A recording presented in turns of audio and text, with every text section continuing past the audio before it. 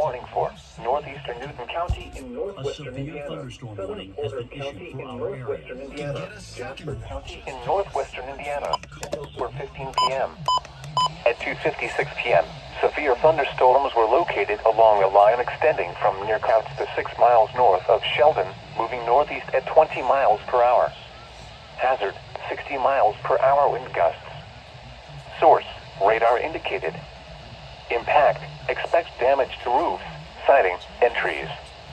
Locations impacted include Rensselaer, Lamont, Hebron, Remington, Wheatfield, Ruth Lawn, Couts, Hanging Grove, Collegeville, Bailey's Corner, Stoutsburg, Fair Oaks, Parndon Bridge, Severe thunderstorm warning including the following interstate: Indiana Interstate 65 between mile markers 200 and 234. For your protection, move to an interior room on the lowest floor of a building. It's the protection we deserve. The following